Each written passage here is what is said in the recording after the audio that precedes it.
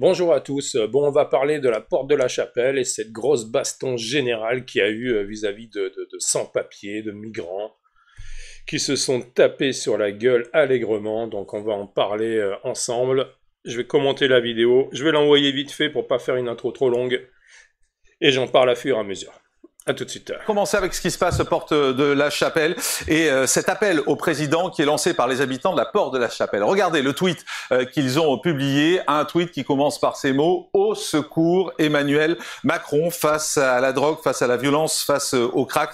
Porte de la Chapelle, eh bien ils sont excédés et ils en appellent désormais au président de la République. Avec ce tweet, il y avait des images et je vous propose de regarder ces images qui ont été diffusées. Ce sont des images qui ont été tournées dans le parc qui est porte de la Chapelle, et on peut voir la violence qui se déchaîne dans ce parc et des rixes qui se font entre plusieurs personnes en plein jour, des bagarres violentes à coups de poing, à coups de bâton, à coups de barres de fer, et effectivement ça devient invivable pour les gens. Ça fait un moment que c'est invivable, hein, parce que ça, on vous en a parlé plusieurs fois, on était même allé faire des émissions là-bas, mais finalement rien ne change, d'où cet appel un peu désespéré. On continue à regarder ces images parce que c'est assez spectaculaire quand même. Ça se passe en plein Paris. Regardez la violence des coups qui sont échangés à coups de poing. Personne ne s'en approche, bien évidemment. Les riverains ne peuvent pas s'approcher de ce parc qui désormais est réservé à ces gens-là qui l'occupent en permanence. Bon, je coupe 2 secondes, mais vous voyez ça, c'est du délire, hein. Sérieux, on se croirait à Bagdad, hein. C'est hallucinant de voir ça, une telle violence dans notre pays. Ce sont tous des gens qui sont pour la plupart sans papier et qui se bastonnent certainement pour du deal ou je sais pas quel délire, hein. Ces mecs ne peuvent pas s'encadrer déjà entre eux et on veut faire venir cette immigration massive chez nous qui ont des comportements de sauvages en fait. C'est ça le problème de la France. On accueille des gens en France qui ne servent à rien, quoi. Voilà. Alors je parle pas de la généralité des gens, bien évidemment, hein, je le précise parce que j'ai encore eu des commentaires sur ma dernière vidéo. Bon, je commence un peu à en avoir marre des gens qui comprennent rien, qui font des amalgames perpétuellement. Mais bon, moi lorsque je vois ça dans mon pays, je suis désolé, mais il y a un sérieux souci, quoi. Il y a un sérieux souci, surtout que la plupart de ces gens ont rien à faire sur notre sol. Et ils sont là en train de se bastonner, de créer de la violence, de l'insécurité dans notre pays. C'est scandaleux, quoi. C'est scandaleux. Moi, je suis vraiment... je suis déstabilisé par le gouvernement français. Alors hier, on est allé, un journaliste, Tony Pitaro, qui est sur les réseaux sociaux, est allé justement dans ce parc. Et regardez les images qu'il a ramenées, vous allez voir, en fait, vous avez des gens qui sont comme ça, qui sont a priori drogués, qui sont un peu des zombies, qui sont dans ce parc, et qui sont là, qui errent, qui attendent on ne sait pas trop quoi. Et c'est assez troublant finalement de voir ça. Tony Pitaro, bonjour, merci d'être avec nous. C'est vous qui étiez sur place hier. D'abord, racontez-moi un peu quelle est l'ambiance sur place. C'est terrible, Jean-Marc. Quand j'ai vu là les images que vous venez de diffuser, qu'on va mettre aussi à côté de moi pour bien les voir, je suis descendu au métro Porte de la Chapelle, j'ai remonté la rue de la Chapelle et j'arrive dans ce parc. Là, voilà, au niveau du grillage, j'étais avec un ami à moi et on m'a dit « Vous voulez du shit ?» On me l'a demandé tout de suite, comme ça, vous voulez du shit. Ensuite, on continue, plein de cigarettes de contrefaçon, mais bon, ça malheureusement, on a l'habitude à Paris. Et ensuite, j'ai vraiment voulu aller à l'intérieur de ce parc. Donc, je suis rentré dans ce parc, je me suis assis sur un banc. Et à ce moment-là, il y a un jeune de 16-17 ans, mais pas plus, qui vient à côté de nous et qui nous dit vous êtes flic, vous êtes flic. Donc, mon ami qui est un peu plus âgé a réussi à le convaincre, à dire non, on n'est pas flic. Et à un moment, ce jeune vient vers moi, me regarde les yeux dans les yeux parce qu'il a voulu m'intimider et il me dit toi, t'es flic. J'ai déjà vu ta tête, toi, t'es flic. Et je lui dis non, je suis pas flic. Et j'essaye, voilà, de détendre l'atmosphère. Je lui dis non, regarde, je suis pas assez musclé pour être flic. Voilà, j'essaie de calmer le truc parce que c'est vraiment chaud. Mais ça l'a pas du tout fait rire. Et il est allé voir ses amis. Et à ce moment-là, on s'est regardé avec mon ami. On s'est dit là, faut qu'on se barre. Et on a quitté en fait ce parc parce qu'on était clairement pas les bienvenus dans ce parc. Alors qu'on voulait juste s'asseoir, voilà, au milieu du parc, Marillac, Louise de Marillac. Et on peut pas, Porte de la Chapelle, impossible. Mais vous étiez les... Moi, je coupe 2 secondes, hein, mais c'est hallucinant de voir ça en fait. Donc tu as des journalistes français qui ne peuvent plus aller dans le parc, ou même des Français normaux, hein, sans être journalistes, hein. En tant qu'habitant, donc, Porte de la Chapelle, tu ne peux plus aller te balader dans un parc sans te faire accoster par des migrants, des dealers, sans te faire importuner. Je trouve ça scandaleux, les femmes ne peuvent plus aller dans ce parc avec leurs enfants car elles ont peur. Bon, moi, je pense quand même qu'au bout d'un moment, il faut quand même vraiment que l'État se réveille. Il faut faire quelque chose. C'est plus possible de vivre en France comme si on était à Bagdad. Je veux dire, c'est pas possible. Il faut quand même vraiment qu'il fasse quelque chose, le gouvernement, parce qu'au bout d'un moment, c'est plus tenable, je veux dire. C'est plus tenable. Moi, je suis vraiment, je suis un peu dépité de Seul voir ça. non-dealer, non-drogué dans oui. ce parc. Je Bah suppose oui, que les riverains évidemment. n'y vont plus. Ah, mais pas du tout, Jean-Marc. Mais pas du tout. Mais je pense que vous avez vu sur les réseaux sociaux les mêmes tweets que moi. Mais les riverains ne peuvent même plus y aller. Déjà, ils dorment plus la nuit. Parce qu'en fait, il y a des immeubles devant, ils peuvent même plus dormir. Mais à l'intérieur de ce parc, mais imaginez avec une poussette. Mais c'est impossible, vous avez que des drogués partout, vous avez des dealers partout. On m'a demandé du shit en plein Paris, Jean-Marc. Et je crois que vous vous rendez pas compte de ce qui se passe. Mais même On s'en rend compte parce qu'on y est allé. Mais... Bah oui. Non, mais bien sûr. Mais si vous voulez, bien sûr. Mais si vous voulez, c'est quand même grave, je trouve, quand on se balade comme ça autour d'un parc. Et on nous propose de la drogue, voilà, et surtout, on essaie de nous intimider, on nous dit t'es flic et tout. En fait, on peut pas s'asseoir tranquillement dans le parc et profiter du soleil, ça c'est impossible. Merci beaucoup Tony Pitaro, donc, qui a réalisé ces images que vous voyez avec ces gens qui est. Andrea Cotara, comment vous réagissez face à cette situation? Ça fait plusieurs fois qu'on en parle dans Morandinage, ça fait plusieurs fois qu'on en parle dans CNews. On verra d'ailleurs quelle était la situation il y a un an, parce qu'on avait fait un reportage déjà il y a un an, et c'était exactement pareil. Rien de tout le monde s'en fout en fait. Ça fait des années. Vous avez fait des émissions même sur place. Oui. On a fait des reportages, des documentaires, on a débattu et encore débattu. Moi, je pense que c'est tout simplement la conséquence d'un État faible. Bien sûr. Avec des sujets tabous. Bien sûr. Vous avez vu, ce journaliste explique que c'est le délinquant qui vient contrôler un prétendument policier. C'est pas les policiers qui contrôlent des délinquants, c'est l'inverse.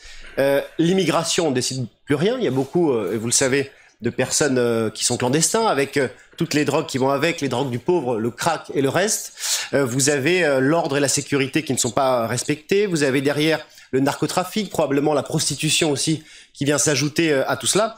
Je pense que c'est la faiblesse à la fois de l'État et puis aussi une trahison de certaines élites, notamment les élites parisiennes, socialistes qui tolèrent tout, qui tolèrent l'immigration. Mais ça veut dire que les quartiers sont abandonnés. C'est foutu. C'est abandonné. Tout à l'heure, Pascal Praud disait de toute façon, tant que ce sera pas devant chez eux, personne ne bougera. Voilà, c'est toujours la même chose. Vous pensez la même chose? On accepte les clandestins, on accepte d'accueillir le monde entier, mais pas chez eux, pas dans son quartier.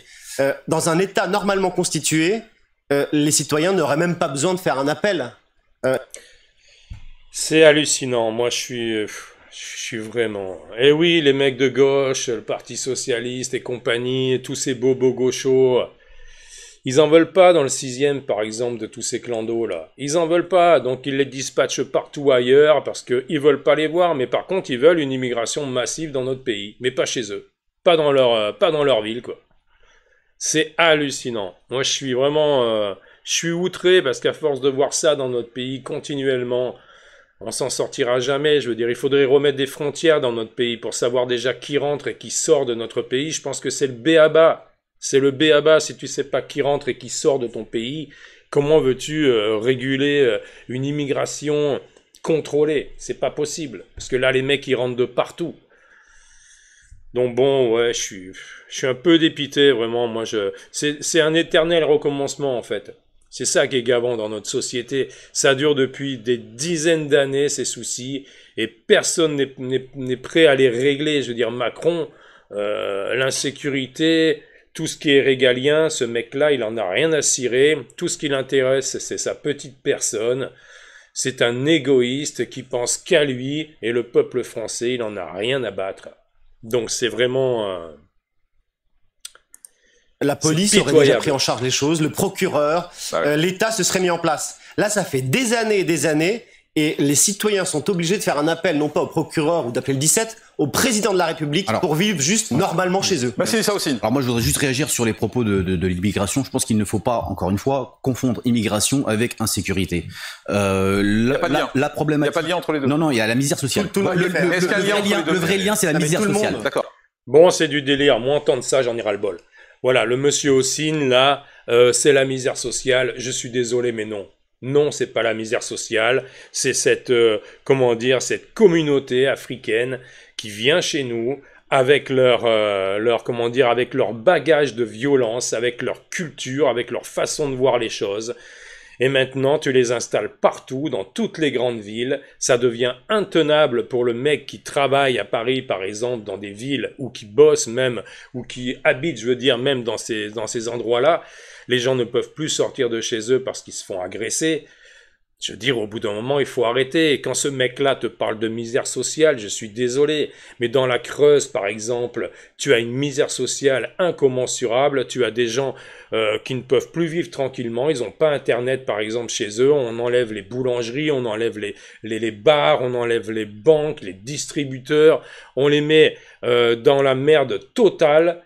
Et ces gens-là, je veux dire, on leur déverse pas des milliards comme on avait déversé dans les cités, et ces gens-là sont pas devenus délinquants pour autant. Pourtant, la Creuse, je crois, si je dis pas de bêtises, c'est l'un des départements les plus pauvres de France. Donc, au bout d'un moment, il faut arrêter de dire des conneries, quoi. Ce mec qui voit pas, comment dire, le lien entre l'insécurité et l'immigration, bon, ben, c'est qu'il a des œillères, c'est tout. C'est qu'il veut pas le voir. C'est ça le problème de notre société, c'est ça le problème de beaucoup de gens de gauche. Ils ne veulent pas voir cette misère, ils veulent pas entendre parler d'immigration négative, parce que pour eux, l'immigration, bah, c'est un bienfait, hein, c'est un bonheur pour la France, le vivre ensemble, hein, on le voit, ces gens sont même pas capables de vivre entre eux. Comment veux-tu qu'ils soient cool avec le peuple français, alors que déjà, entre communautés, ils se tapent sur la gueule. C'est vraiment... J'en ai marre d'entendre des lascars comme ça. Donc lui, on va le faire passer d'ailleurs parce que la vidéo est trop longue. Et puis il me gave totalement. Et on va écouter cette dame-là. Voilà. Hop. Allez. Cette saison, en fait, et on revoit les images, on revoit ce qui se passe, et finalement, rien ne change, et c'est pire, c'est le sentiment que vous avez, vous aussi? C'est un éternel recommencement dans notre pays. Pour juste petite précision et correction, moi j'ai dû déménager, justement, parce que la situation, elle est juste infâme. J'étais résidente sur Aubervilliers, à la porte de la Villette, du temps où le square Forceval s'est vu installer tout un camp de crack à la demande de Gérald Darmanin. La situation, en fait, à l'arrivée des JO, on n'a fait que disperser le problème. Bien sûr. Les toxicomanes ont été dispatchés un peu dans la nature après le démantèlement du camp. Bien sûr. Donc là, je voulais vite en revenir aussi là-dessus. Macron, pour protéger la population française, il n'a rien trouvé de mieux que de disperser tous ces délinquants dans toutes les villes de France. Voilà. Et qu'est-ce qui s'est passé par la suite? C'est-à-dire que maintenant, même dans des petites villes de France où tu n'avais aucun problème, à l'heure actuelle, tu as des vols, tu as des agressions, tu as des incivilités, etc., etc. Tout ça pourquoi? Parce que M. Macron n'a pas géré le problème à la source. Ces gens-là, il fallait les virer tout simplement. Il faut qu'ils rentrent chez eux. C'est pas méchant ce que je dis, mais on peut pas accueillir toute la misère du monde dans notre pays parce que sinon, on ne s'en sortira pas. Voilà, donc quand j'entends des gens de gauche qui n'arrivent pas à comprendre ça, je suis désolé, mais prenez-les chez vous, ces mecs-là, alors. Prenez-les chez vous, là. Les Manon Aubry et compagnie, là. Prenez ces gens chez vous, si vous les aimez tant que ça. C'est vraiment lamentable. Hein. Ils ont été dispersés dans la nature et de sorte à ne plus créer, avoir ce phénomène de gros camps installés à ciel ouvert et on retrouve ces phénomènes dans la forêt linéaire, au niveau de Rosa Parks et ça s'étend sur tout le long du périph' jusqu'à la porte de la Chapelle. Et en fait, le problème, il est diffus, donc il est encore certainement moins contrôlable et contrôlé par la police. Bien sûr. Maintenant, je voudrais aussi préciser que c'est pas la police qui soigne. Ces toxicomanes ont besoin de soins. Il y a des solutions, il y a des communautés thérapeutiques. On a eu de cesse d'en parler. Personne n'écoute. On a tout un tas de subventions qui sont filées à Gaïa et compagnie pour l'ouverture des HSA et toute cette lubie là qui a été mise en place, qui aujourd'hui fait peur parce qu'il y a une HSA qui existe à la Riboisière et qui crée les mêmes problématiques qu'on a connues nous du temps du square Forceval, qui ont été connues par Stalingrad, qui ont été connues au moment des Jardins des Halles. Et en fait, on déplace le problème. C'est un bis repetita, ça n'en finit pas. Personne veut se saisir réellement du problème. Monsieur le conseiller municipal là, de Saint-Denis disait effectivement qu'il faut créer des centres. D'Aubervilliers, pardon. Qu'il faut créer des centres. Qu'il faut créer des centres, mais ces centres existent, ces communautés thérapeutiques, il y a le DVO notamment qui a porté ses preuves, ça met en contact en fait d'anciens toxicomanes qui ont réussi à décrocher du crack. Ouais, t'en as un sur 100 avec des personnes qui souhaitent s'en sortir. Mais Stéphanie, vous en même temps vous avez fait le choix de partir, ça veut dire que vous n'y croyez plus. Bah non.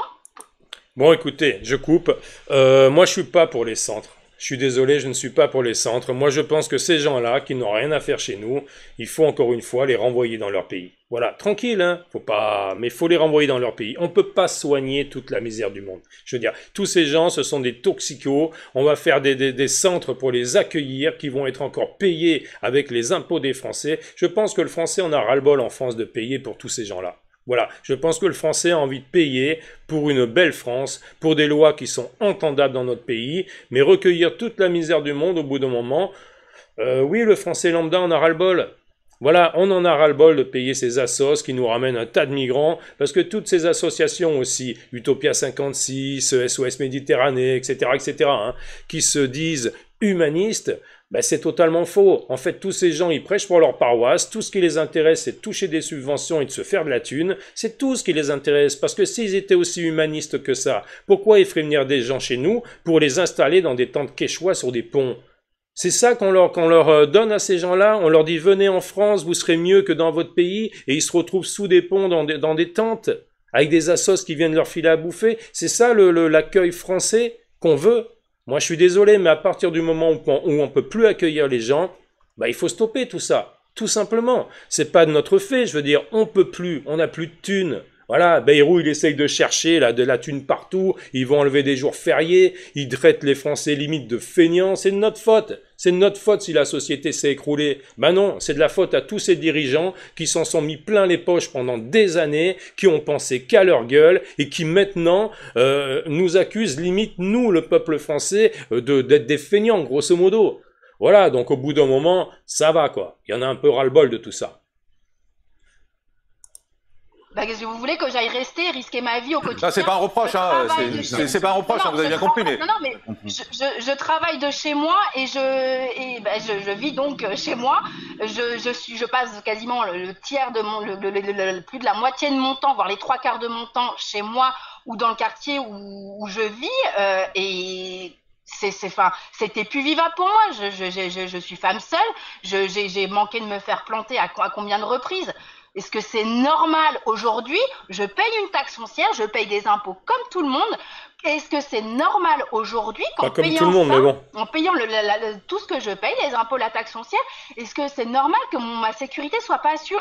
Que quand je sorte de chez moi, je risque la vie?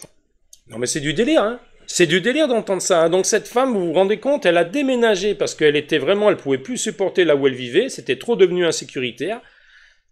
Elle est obligée de déménager, elle dit qu'elle risque sa vie, elle s'est fait menacer plusieurs fois. Mais c'est ça la France, sérieux? C'est ça la France qu'on a envie, la France de demain? C'est ce qu'on vient de voir là? Tous ces gens qui viennent des pays du tiers-monde, je dirais, et qui emmènent toute leur misère chez nous, dans notre pays? C'est ça la France qu'on veut pour demain? Moi, je suis atterré, hein, vraiment, je suis atterré de voir ça. Hein. C'est scandaleux. En fait, le président est incapable de protéger la population française. Incapable, et ce sont les gens, au bout d'un moment, qui se font justice eux-mêmes. C'est ça le gros problème. Avec le laxisme de l'État et avec ce laisser-aller, un jour ou l'autre, ça causera des problèmes dans notre société. C'est une obligation, je veux dire, c'est quasiment mathématique. C'est plus ces gens seront nombreux dans notre pays, plus on aura du mal à les virer, et plus ça va causer des problèmes qui risquent d'emmener, je suis désolé de parler de ça à chaque fois dans mes vidéos, mais oui, ça risque d'emmener un jour une guerre civile dans notre pays. C'est ça le gros souci. C'est vraiment... Hein. C'est invraisemblable. Et personne ne bouge. Et personne ne bouge. Vous voyez l'association qui lance un appel à Emmanuel Macron parce qu'ils sont désespérés, comme vous en fait. Ils ont lancé des appels à tout le monde. Personne ne réagit. Au final, on finit par se dire, bon ben... Peut-être Emmanuel Macron, mais ça ne bougera pas plus. Il faut savoir aussi que notre association a attaqué l'État et la mairie de Paris et que nous avons été retoqués. Vous pourrez avoir les précisions auprès de notre avocat, je pourrais vous mettre en relation. On a été retoqués. Bon, pareil, je vais pas faire une vidéo trop longue, donc là, elle est tout simplement en train de dire qu'ils ont fait donc un recours auprès de la justice pour qu'il se passe quelque chose, pour virer tous ces gens, parce que ces gens qui vivent près de ce square ne peuvent plus vivre en paix, et ils ont été retoqués par le conseil administratif, ce qui est totalement, je veux dire, mais incroyable, parce que en France, lorsque tu vis dans l'insécurité, tu n'as pas le droit de le dire, surtout si c'est par rapport à l'immigration. Parce que si tu dis que tu vis dans l'insécurité par rapport à une immigration massive dans notre pays, tu es de suite pointé du doigt par ces juges de gauche et traité de facho. Donc moi je peux plus supporter ça, hein.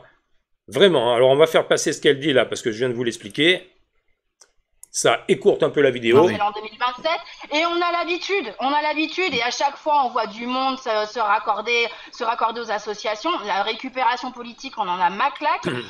C'est valable dans tous les sujets en fait. Et la difficulté, c'est que à aucun moment on prend en considération l'être humain là-dedans. Bien sûr. Que ce soit les riverains, mais que ce soit aussi les toxicomanes. Tout à fait. Parce que franchement, les voir déféquer comme ça en plein jour, il y en a certains qu'on a vu, pardon de l'expression, je sais pas si je peux le dire à cette heure, mais se masturber, des femmes se masturber enceintes en pleine rue à 15h devant des collèges. Non mais vous imaginez, sérieux? C'est hallucinant. Hallucinant. Les mecs qui chient en pleine rue ou en plein parc, comme ça, tranquille. T'as des meufs qui se masturbent devant des écoles. Mais ces gens devraient être en prison, je veux dire. Qui fait ça? Qui va devant une école se masturber à part un dégénéré avec son imperméable? Mais qui fait ça par ces gens-là qui sont à côté de la plaque et qui devraient être tous en tôle? C'est lamentable. Donc bon, écoutez, je vais pas faire une vidéo trop longue, je voulais vraiment vous montrer cette baston générale qu'il y a eu, parce que voilà, il y en a une, porte de la Chapelle, mais il y en a partout, l'insécurité, il y en a partout, ce qui se passe, porte de la Chapelle, c'est multiplié par 10, par 20, par 100 dans toutes nos villes en France, parce qu'on a dispatché ces gens-là dans toutes les villes, et parce qu'on fait rentrer, encore une fois, une immigration massive dans notre pays, qui nous cause énormément de tort. Voilà, et moi je pense que le gouvernement devrait vraiment sortir la tête de l'eau et voir vraiment ce qui se passe dans notre société. Monsieur Macron devrait sortir un petit peu de l'Élysée et voir ce qui se passe dans notre société, parce qu'encore une fois, si ce monsieur fait rien alors que c'est son travail, le citoyen français devrait pouvoir vivre dans son pays en toute sécurité. Je veux dire, c'est ça, je pense, le premier devoir de l'État. Protéger le citoyen français qui doit pouvoir vivre chez lui en toute quiétude, sans s'inquiéter. Voilà. Bon, écoutez, laissez votre avis sur cette vidéo, likez, partagez, abonnez-vous, et on se retrouve à une prochaine vidéo. Salut à tous.